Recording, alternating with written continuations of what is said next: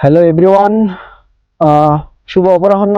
আজকের এই এপিসোডে আমরা কথা বলবো স্টুডেন্ট ভিসার আদ্যপান্ত নিয়ে।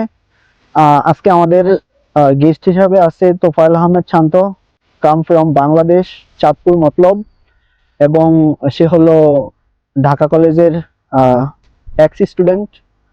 এখন সে মাস্টার্স করতেছে ইউনিভার্সিটি অফ উইসমার থেকে ইন্টারন্যাশনাল ম্যানেজমেন্টে।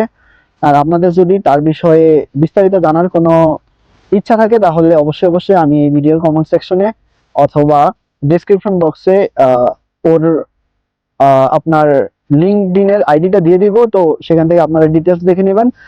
তোফায়েল আহমেদ, আপনাকে অসংখ্য ধন্যবাদ আজকে আমাদের এই এপিসোডে। আচ্ছা, আমরা আজকে যে বিষয়টা নিয়ে কথা বলবো, আমরা আজকে শুধুমাত্র কথা বলবো হলো যে ইউরোপে কিভাবে স্টুডেন্ট ভিসা আসা যায়, যোগ্যতা কেমন লাগে, টাকা কত খরচ হয়, সময় কেমন খরচ হয়, এই বিষয়গুলো নিয়েই কথা বলবো। আর সবচেয়ে সুন্দর বিষয় হলো যে আমরা আজকে মূলত প্রায়োরিটি দিব জার্মানিকে, যেহেতু তোফায়েল আহমেদ সে নিজেও জার্মানির একটা ইউনিভার্সিটিতে পড়াশোনা কন্টিনিউ করতেছে। আর সে যেহেতু নিজে নিজে পুরো প্রসেসটা করেছে, তো তার অভিজ্ঞতাটাই সে আজকে আমাদের সাথে শেয়ার করবে। আহ প্রথমে আমি তোফায়েল আহমেদকে অনুরোধ করবো যে আপনার সম্পর্কে একটু বিস্তারিত বা সংক্ষেপে বলুন। হ্যালো, আসসালামু আলাইকুম সবাইকে। আমি তোফায়েল আহমেদ। বর্তমানে জার্মানির হকসুল উইজমারে মাস্টার্সে ইন্টারন্যাশনাল ম্যানেজমেন্টে অধ্যয়নরত। আমি অলরেডি আমাকে পরিচয় করিয়ে দিয়েছেন। আমি সাবেক ঢাকা কলেজের ছাত্র ছিলাম। আমার গ্রাজুয়েশনটা কমপ্লিট করেছি সেখান থেকে।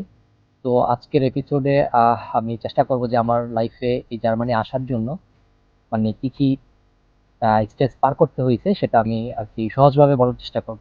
তো দেখতে থাকুন। আচ্ছা, জার্মানিতে আসার জন্য আহ সবচাইতে জার্মানিতে বা ইউরোপ বা যে কোনো দেশে যাওয়ার জন্য সবচেয়ে প্রথম কাজটা কি? একদম প্রথম যদি আমি শুরু করি, তো প্রথম হচ্ছে যে আপনাকে আগে ডিসিশন নিতে হবে যে আমি বাইরে যাবো। দ্যাটস মিন আপনাকে প্ল্যান করতে হবে। তো তো প্ল্যানটা হচ্ছে সবচেয়ে বেশি ইম্পর্টেন্ট, যে আপনি কোন দেশে যাবেন, কোন কান্ট্রিতে যাবেন, আর সেখানে রিকোয়ারমেন্ট গুলা কি কি, আর সেই অনুযায়ী এগিয়ে যাওয়া। আর কি একটা রোডম্যাপ তৈরি করা বলা যায়। অর্থাৎ একটা সুন্দর প্ল্যান করতে হবে, এবং আপনি যে দেশে যাবেন সেই দেশের বিষয়ে আপনাকে একটু রিসার্চ করতে হবে। কারণ এখন অনলাইনের যুগ, এখন অনলাইনের দিন। আপনি গুগল বা চ্যাট জিপিটি আপনি হিউজ পরিমাণ তথ্য পাবেন। তো এটা আপনার প্রোফাইলের সাথে কি যায় বা আপনার পক্ষে কি আদৌ যাওয়া সম্ভব, প্ল্যানিংটা আপনার অনেক সুন্দর হবে। আচ্ছা, দ্বিতীয় বিষয় হলো যে মূলত এই ভিডিওটা হলো বাংলা ভাষাভাষী শিক্ষার্থীদের জন্য। তো বাংলা ভাষাভাষী শিক্ষার্থীরা যদি ইউরোপে আসতে চায় বা জার্মানিতে আসতে চায়, তো তাদের ল্যাঙ্গুয়েজ রিকোয়ারমেন্টটা কেমন লাগে এবং তারা কিভাবে প্রস্তুতি নিতে পারে, কোন কোন ভাষা শিখে তারা ইউরোপে আসতে পারে? ওকে, প্রথমত হচ্ছে আমি ইউরোপের সামষ্টিকটা বলি। প্রথমত হচ্ছে কোনো একটা বিদেশে উচ্চশিক্ষা যাওয়ার জন্য বাংলাদেশের সকল স্টুডেন্টকে একটা ল্যাঙ্গুয়েজ রিকোয়ারমেন্ট লাগে, সেটা হচ্ছে ইংলিশ। কারণ ইংলিশটা হচ্ছে একটা ল্যাঙ্গুয়েজ রিকোয়ারমেন্ট, সেটা আইএলটিএস এর মাধ্যমে বা বিভিন্ন টেস্টের মাধ্যমে সেটা যাচাই করা হয়ে থাকে। আইএলটিএস যেহেতু একটা ওয়ার্ল্ড অথরাইজড একটা ডিগ্রি বা হচ্ছে একটা সার্টিফিকেশন ইংলিশ রিকোয়ারমেন্টের, সো এটা বেসিক নেসেসারি। আর ইন টার্মস অফ জার্মানির ক্ষেত্রে আপনি আইএলটিএস এর পাশাপাশি হচ্ছে যদি জার্মান রিকোয়ারমেন্ট ফুলফিল করেন বি1 বা বি2 লেভেলে, সেক্ষেত্রে আপনি জার্মান ল্যাঙ্গুয়েজের মাধ্যমেও জার্মানিতে অফার লেটার পেতে পারেন বা আসতে পারেন। বাট আইএলটিএস হলে আপনি যে কোনো জায়গায় বা যে কোনো দেশেতে যেতে পারবেন আর কি। আচ্ছা, অনেকের এডুকেশনাল ব্যাকগ্রাউন্ড আপনার এমওয়াই থাকে, মিডিয়াম অফ ইনস্ট্রাকশন, অর্থাৎ তারা ইংলিশ ভার্সনে পড়াশোনা করে আসে। তো তারা কি সব ইউনিভার্সিটিগুলোতে এলিজেবল, সব দেশে এলিজেবল? মিডিয়াম অফ ইনস্ট্রাকশন সেটা হচ্ছে এমওয়াই। এটা হচ্ছে আপনি যে 4 বছর গ্রাজুয়েশন কমপ্লিট করেছেন সেটার একটা সার্টিফিকেশন। এটা হচ্ছে আপনি যে ইউনিভার্সিটি থেকে পড়াশোনা করেছেন সেই ইউনিভার্সিটি থেকে এটা প্রোভাইড করা হয়ে থাকে। তো এটা যে হচ্ছে ইংলিশ মিডিয়ামে পড়াশোনা করেছেন ব্যাচেলর লাইফটা, বিশেষ করে বাংলাদেশের প্রাইভেট ইউনিভার্সিটিগুলো এবং পাবলিক ইউনিভার্সিটিগুলো যারা ইংলিশে পড়াশোনা করেছেন। বাট ন্যাশনাল ইউনিভার্সিটি এর স্টুডেন্টরা আসলে বাংলা ভার্সনে হওয়াতে সেক্ষেত্রে এমওয়াইটা পেয়ে থাকে না বা অনেকে নিয়ে থাকে আসলে। কিন্তু আমি যদি এমওআই ক্ষেত্রে বলি, তো সেক্ষেত্রে এটা দিয়েও পসিবল। বাট কিছু কান্ট্রিতে হচ্ছে যে সেটা অ্যাকসেপ্ট করে, বাট সব কান্ট্রিতে সেটা করে না, বা সব কান্ট্রিতে করলেও সব ইউনিভার্সিটিতে করে না। এটার জন্য আপনাকে আইডেন্টিফাই করতে হবে যে ফার্স্ট কোন দেশে এমওআইটা অ্যাকসেপ্টেবল এবং কোন কোন ইউনিভার্সিটিতে সেটা অ্যাকসেপ্টেবল, এবং সেই রিকোয়ারমেন্টটা যদি থাকে এমওআই অ্যাকসেপ্টেড, তাহলে সেখানে আপনি অ্যাপ্লাই করে অফার লেটার পেতে পারেন। আচ্ছা, আমরা আমাদের দ্বিতীয় প্রশ্নটায় আসি। তৃতীয় প্রশ্ন মূলত বিদেশে আসার জন্য অনেকে আমরা হয়তো ধ্যান ধারণা রাখি যে language is all about everything to coming in abroad, but in the real scene you know everything actually what about the real scene. So আপনার মতামত কি, বা আপনি কতটুকু জানেন আসলে বিদেশে আসার জন্য কি সিজিপিএটা বিগ ম্যাটার করে না ল্যাঙ্গুয়েজটা বিগ ম্যাটার করে? অর্থাৎ সিজিপিএটা কতটা গুরুত্বপূর্ণ বা সিজিপিএ কত রাখতে হয় ব্যাচেলারে যারা আসবে তাদের জন্য, আবার যারা মাস্টার্সে আসতে চায় তাদের জন্য সিজিপিএ কেমন দরকার, বা যারা পিএইচডি করতে চায় তাদের সিজিপিএটা কিরকম ম্যাটার করে? এটা কি জার্মানির ক্ষেত্রে বলবো? হ্যাঁ, প্রথমে জার্মানির ক্ষেত্রেই বলেন, যেহেতু আপনার সাথে মূল ইন্টারভিউটাই জার্মানির বিষয়। আচ্ছা, জার্মানির ক্ষেত্রে প্রথমত আমি মাস্টার্সটা বলি, আমি মাস্টার্স স্টুডেন্ট। তো অ্যাটলিস্ট 3 রাখার চেষ্টা করবেন সবাই। বাংলাদেশে যেটা আমরা ফার্স্ট ক্লাস হিসাবে জানি 3 আউট অফ 4 থেকে 3, কারণ 3 মানে হচ্ছে যে জার্মান গ্রেডে বিপিডি 2.5। দ্যাট মিন হচ্ছে মোস্ট অফ দ্য বলতে কি 90% ইউনিভার্সিটি হচ্ছে যে রিকোয়ারমেন্ট দিয়ে দেয় যেখানে হচ্ছে যে বিপিডি 2.5 এর নিচে লাগবে, মানে বাংলাদেশের সিজিপিএ অ্যাটলিস্ট 3 এর উপরে লাগবে। তো এটা হচ্ছে সেফ জোন। এর উপরে যে যত ভালো রাখতে পারবেন তার অফার লেটার পাওয়ার সম্ভাবনা তত বেশি। আর যদি ইংলিশ রিকোয়ারমেন্টের কথা বলি, ইংলিশ রিকোয়ারমেন্ট আর সিজির সাথে কখনো কোনো সম্পর্ক নাই, কারণ সিজি দিয়ে আপনাকে হচ্ছে ইভালুয়েশন করবে আপনার একাডেমিক স্কিলস, আর ল্যাঙ্গুয়েজ শুধু জাস্ট একটা রিকোয়ারমেন্ট। এটাকে আপনার জাস্ট আপনি যদি ফুলফিল করতে পারেন তাতেই হবে। যদি একটা ইউনিভার্সিটি রিকোয়ারমেন্ট 6 থাকে এবং সেখানে যদি একজন 7 দিয়ে অ্যাপ্লাই করে, কেউ যদি 6 দিয়ে অ্যাপ্লাই করে, সেক্ষেত্রে যদি সিজির উপর কাউন্ট করে আপনাকে ওইখানে ইভালুয়েশন করবে। যার সিজি বেশি সেখানে সে চান্স পাবে। তো মূলত ল্যাঙ্গুয়েজ একটা রিকোয়ারমেন্ট। সো আপনি যদি রিকোয়ারমেন্ট ফুলফিল করেন আপনাকে সিলেকশনের ক্ষেত্রটা হচ্ছে সিজির উপরে, সিজিপিএটা ইম্পর্টেন্ট আমাদের আগে। আচ্ছা, সবচেয়ে তাহলে আপনার মতামত অনুযায়ী সবচেয়ে গুরুত্বপূর্ণ ল্যাঙ্গুয়েজ, গুরুত্বপূর্ণ বিষয়, কিন্তু ল্যাঙ্গুয়েজ হলো জাস্ট একটা রিকোয়ারমেন্ট লেভেল। অর্থাৎ আপনি যদি ওদের রিকোয়ারমেন্ট 6 থাকলে আপনি যদি 6 আপনার আছে, that's is enough. And someone also has 7 or 7.5 or 8, this is also enough. I mean, if you can fulfill the IELTS or language requirement, that's enough. But the মূল বিষয়টা হলো যে আপনাকে তারা ইউনিভার্সিটিগুলো আপনাকে যাচাই বাছাই করবে বা আপনাকে অফার লেটার দিবে বা পড়ার সুযোগ দিবে মূলত সিজিপিএ এর উপর। আপনার সাথে 8-10টা স্টুডেন্টের কম্পেয়ার করবে সিজি দিয়ে। সিজির উপর তো সিজিপিএ অবশ্যই অনেক গুরুত্বপূর্ণ, তাই তো?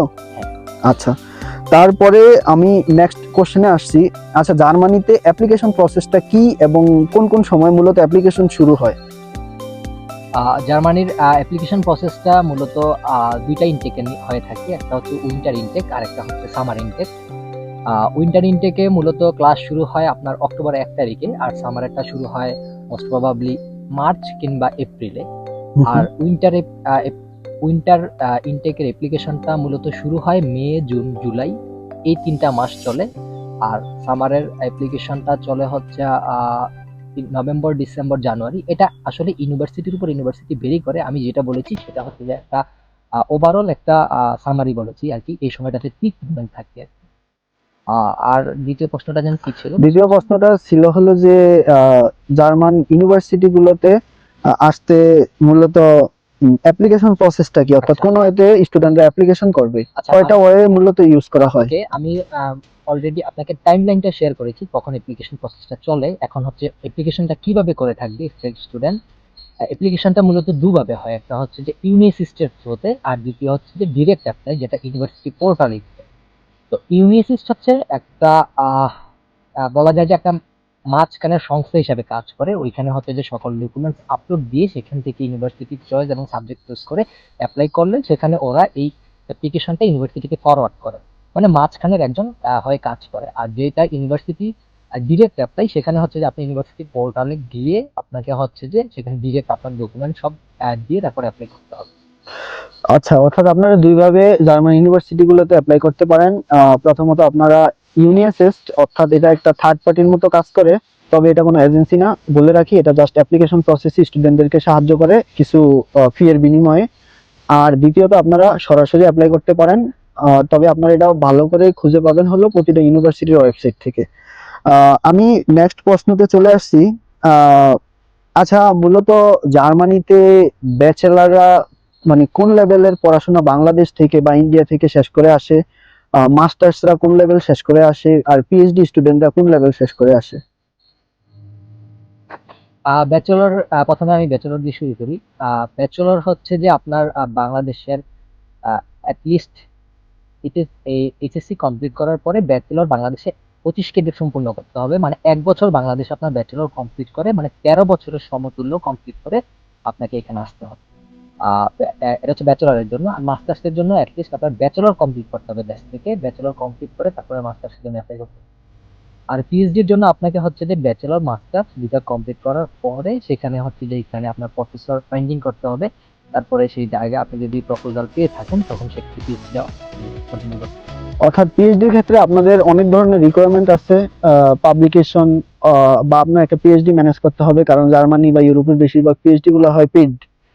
অর্থাৎ আপনাকে ওরা বেতনের মতো একটা অ্যামাউন্ট প্রোভাইড করবে, 2000 থেকে 2500 ইউরো অথবা 2500 থেকে 3000 ইউরো, তাই তো? এরকম। পিএইচডির বিষয়টা আরো অনেকটা অ্যানালাইসিসের বিষয়, তো আমরা চেষ্টা করবো যে পিএইচডির বিষয়ে একটা আলাদা ভিডিও দেওয়ার জন্য, বা ব্যাচেলারের জন্য কি কি ট্রিক্স বা টিপস আপনারা ইউজ করতে পারেন, বা মাস্টার্সের জন্য। তো অবশ্যই অবশ্যই আমাদের চ্যানেলটা কিন্তু আপনারা সাবস্ক্রাইব যারা করেছেন তাদেরকে অনেক ধন্যবাদ, আর যারা এখনো করেন নাই তারা কিন্তু এই মুহূর্তে সাবস্ক্রাইবটা করে ফেলুন। আমরা আমাদের নেক্সট প্রশ্নতে চলে আসি।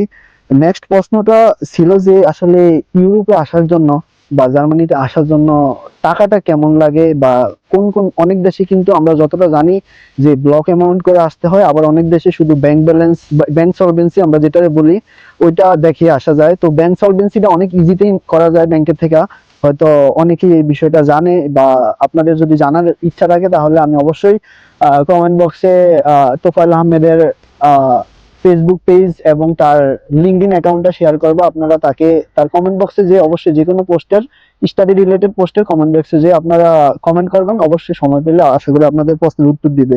তো টাকার অ্যামাউন্টটা, খরচ অথবা এক্সপেন্স কিরকম হয় ইউরোপে আসার জন্য? আচ্ছা, যেহেতু জার্মানি নিয়ে কথা বলছি আমরা, আমি জার্মানির কথাটাই বলি। জার্মানিতে আসার জন্য আপনাকে ব্লক অ্যাকাউন্ট শো করাতে হয়।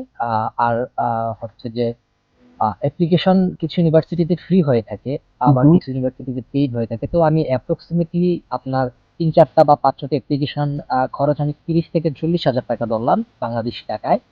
আর দ্বিতীয় হচ্ছে আপনার আইএলটিএস খরচটা ধরলাম আমি অ্যাপ্রক্সিমেটলি 25-30 হাজার, টোটাল 60 হাজার টাকা। আর আপনার যদি আপনি এনরোল হন সেক্ষেত্রে এনরোল ফিটা অ্যাপ্রক্সিমেটলি 20 থেকে 30 হাজারই ধরি, যেটা মোস্ট অফ দ্য ইউনিভার্সিটি হয়ে থাকে। তো এভারেজে আপনি এই জায়গাটাতে 1 লক্ষ টাকা, আর আপনার হচ্ছে যে ভিসা ফি, এয়ার খরচ এবং শপিং খরচ, বা হচ্ছে যে প্রথম মাসের অ্যাকোমোডেশন খরচ, এই সব মিলে 3 লক্ষ টাকা, অ্যাটলিস্ট 3 লক্ষ, 3.5 লক্ষ টাকাটা হচ্ছে আপনার খরচ। অ্যাকচুয়ালি যে খরচটা হবে, যেহেতু জার্মানিতে টিউশন ফি নাই সেজন্য পাবলিক ইউনিভার্সিটিগুলোতে, এই জন্য খরচটা হচ্ছে এতটুকুর মধ্যে থাকে। কিন্তু যেটা আমি প্রথমেই বলেছিলাম যে ব্লক অ্যাকাউন্ট টাকা শো করাতে হয়, সেই টাকাটা হচ্ছে জার্মানি 12,043 ইউরো টাকা, বা 12,043 ইউরো। এখন এই টাকাটা বাংলাদেশি টাকায় সমতুল্যে অ্যাপ্রক্সিমেটলি 18 লাখ টাকা বা 17,50,000 টাকা, 17,50,000 টাকা। এটা আপনার জার্মানি একটা ব্যাংকের অ্যাকাউন্টে আপনাকে রাখতে হবে, মানে 12,043 ইউরো সমতুল্যে আপনাকে জার্মানির একটা ব্যাংকে রাখতে হবে। আপনি যখন জার্মানিতে অ্যারাইভ করবেন যেই মাস থেকে, সেই মাস থেকে প্রত্যেকটা মাসে আপনাকে 12 মাসে সেটাকে আপনাকে প্রোভাইড করা হবে, মানে ফেরত দেওয়া হবে আপনাকে। এটা লিভিং কস্ট হিসাবে দেখানো লাগে আর কি। আপনি যে জার্মানিতে আসবেন তার একটা 1 বছরের একটা নিরাপত্তার, মানে আপনার যাতে লিভিং কস্টে কোনো সমস্যা না হয়, যদি আপনি একটা চাকরি খুঁজে না পান, বা কোনো আপনার যদি চলাফেরা যদি করতে যাতে সমস্যা না হয়, সেটার একটা সিকিউরিটি মানি হিসাবে ওনারা দিয়ে রাখে। তো এটা যদি খরচ হিসাবে না ধরে আমরা ইনভেস্টমেন্ট হিসাবে ধরি, তাহলে অ্যাপ্রক্সিমেটলি খরচটা তাহলে 3 থেকে 3.5 লাখ টাকা দাঁড়াইলো। এবং যদি টোটাল ইনিশিয়ালি আমাকে কত টাকা লাগবে, সেক্ষেত্রে 18 লক্ষ টাকা এবং এদিকটা 3 লক্ষ টাকা, তো অ্যাটলিস্ট 21 থেকে 22 লক্ষ টাকা লাগবে, বাট 18 লক্ষ টাকা রিফান্ডেবল। আচ্ছা, অর্থাৎ প্রাথমিক প্রাথমিক অবস্থায় কিন্তু আপনার ফুল টাকাটা লাগবে না, মাথায় রাখবেন। কারণ হলো যে 18 লাখ টাকা, 18 লক্ষ টাকার কথা বললো, এটা কিন্তু ভ্যারি করে ইউরো রেটের উপর, ঠিক আছে? আর এটা ওদের সিস্টেম বা ওদের রেগুলেশন অনুযায়ী ওরা কয়েক বছর পর পরই অ্যামাউন্টটা বাড়াতে থাকে, লিভিং কস্ট যেহেতু এক্সপেন্স বাড়তেছে সেই কারণে। তো অবশ্যই অবশ্যই আপনি জার্মান এম্বাসির ওয়েবসাইট থেকে এটা চেক দিয়ে নেবেন, অথবা আপনার ইমিডিয়েট স্টুডেন্ট যারা জার্মানিতে এসেছে তাদের থেকে আপডেটটা জেনে নেবেন। এখন বিষয় কথা হলো যে আপনি 18 লক্ষ টাকা অর্থাৎ 12,000 ইউরো কিন্তু আপনি পুরো রিফান্ড পাবেন 12 মাসে। কিন্তু আপনার ইনিশিয়ালি কিন্তু টাকাটা এই দেশে পাঠিয়ে তারপর আসতে হবে, অর্থাৎ আপনার হাতে ক্যাশ টাকা থাকতে হবে বাংলাদেশে। এটা কিন্তু ফেক দেখানোর কোনো সুযোগ নেই। হ্যাঁ। আমরা জানি যে বিভিন্ন কান্ট্রিতে বাংলাদেশের স্টুডেন্টরা এবং এজেন্সিরা বিভিন্নভাবে ফাইন্যান্সিয়াল সলভেন্সিটা বিভিন্ন ব্যাংকের থ্রুতে দেখায় বা বিভিন্ন জায়গা থেকে এটা করে থাকে, এটা আপনারাও জানেন, সবাই জানে। তো এই জায়গাটার জার্মানির ক্ষেত্রে এই জায়গাটা একদমই 100% অথেন্টিকিটি থাকে, কারণ হচ্ছে যে এখানে টাকাটা বাংলাদেশের কোনো ব্যাংকে রাখা হয় না বা বাংলাদেশের কোনো ব্যাংকের ফাইন্যান্সিয়াল সলভেন্সিও দেখতে চায় না, তারা তাদের ব্যাংকে আপনার নামে অ্যাকাউন্ট খুলে সেটা রাখা হয়। তো এই জন্য এখানে ফেক দেখানোর সুযোগ নাই, তাই পুরোটাই 100% আপনাকে শো করাতে হবে যখন আপনি ভিসার জন্য দাঁড়াবেন।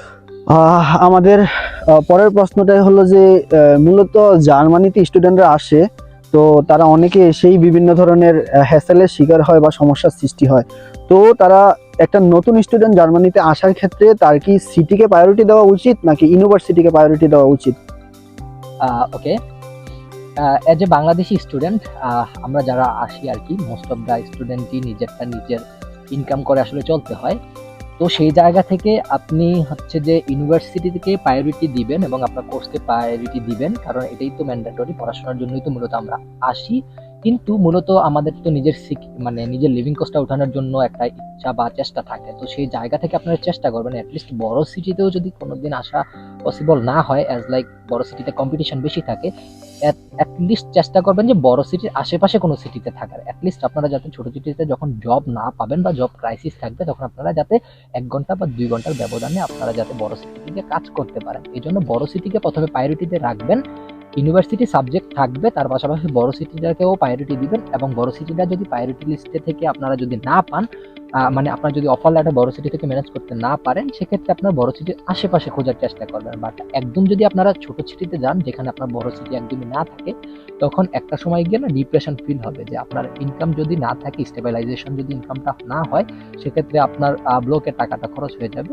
তো একটা সময় গিয়ে যখন আবার ভিসা রিনিউ করতে হবে বা হচ্ছে যে এই যে জায়গাগুলোতে গিয়ে আপনি তখন অনেক বেশি ডিপ্রেশন ফিল করবেন, আমার মনে হচ্ছে। আমরা আমাদের শেষ প্রশ্নের আগের প্রশ্নটি ইতিমধ্যে চলে আসছি। তো আমাদের এই প্রশ্নটা হলো যে আসলে জার্মানিতে যদি একটা স্টুডেন্ট আসতে চায়, তাহলে কি বর্তমান সিচুয়েশন অনুযায়ী সে কি আসা পসিবল, আর আসা পসিবল হলে সময় কেমন লাগে? কারণ হলো আপনি জার্মানি সম্পর্কে অনেক তথ্য দিলেন, কিন্তু দিন শেষে যদি এই বিষয়টা তারা না জানে তাহলে হয়তো সমস্যাগ্রস্ত হতে পারে। আর আমার পরের মানে জিজ্ঞাসাটা থাকবে যে ইন ফিউচারে কি এই সমস্যাটার সমাধান হবে কি না, বা যারা নতুন আগমনী স্টুডেন্ট আছে তাদের জন্য কি কোনো সুখবর আছে কিনা আপনার কাছে?